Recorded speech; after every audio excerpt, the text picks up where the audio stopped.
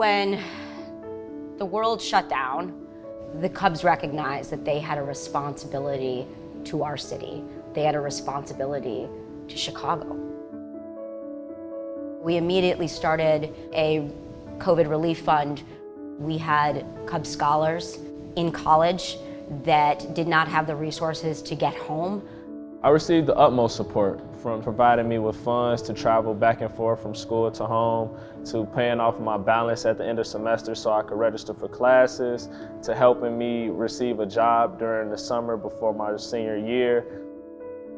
Just when children and youth were excited for their spring seasons, to be with their teammates, to be back with their coaches, they had to retire their jerseys. Their jerseys sat in a closet. I felt very disappointed and angry and a little sad because I felt like I was never going to be able to play with my friends again. Immediately in our RBI programs, we pivoted to virtual communication. While it might not be the same, one of the most important things for our coaches and our staff at Cubs Charities was to connect with our young people right away. When you're away from so many people for so long, it makes you feel a different way instead of seeing someone every day, even if it's online. It gives you like a boost of energy. You get happy to see somebody, you smile. You actually get to see someone laugh and share a moment together. Despite the many challenges, there were also moments of real hope.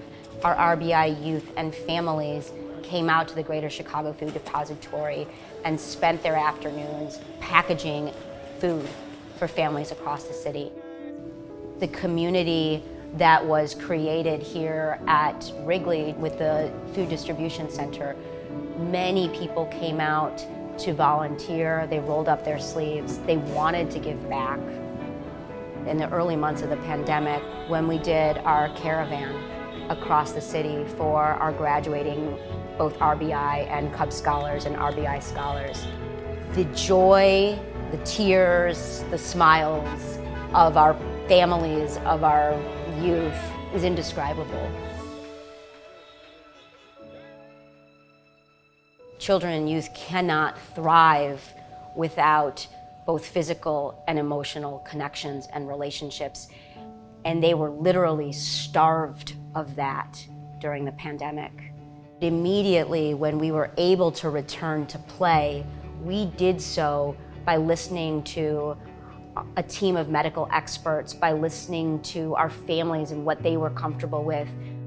We are offering our children up for a small period of time to strangers, so to speak, but over a period of time with consistency, they don't become strangers anymore. You know, they're able to reach back to those times that they were a part of Cubs RBI and name people that was really an influence to them.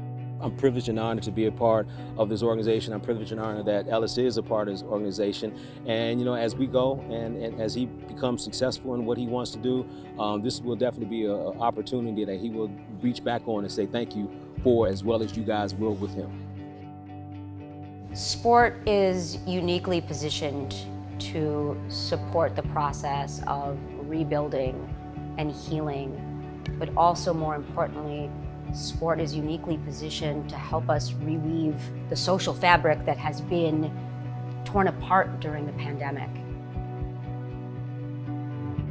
Over the last several years at Cubs Charities, we've been building out this continuum of programming for our young men and women across our city. It deserves a home now.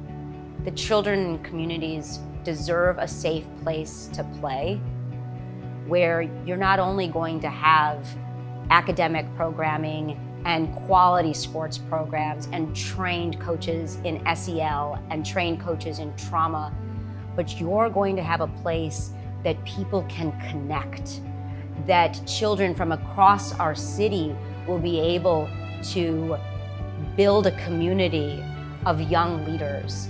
Now, in this moment where we're talking about diversity, equity, and inclusion, an academy would be a gift to our city.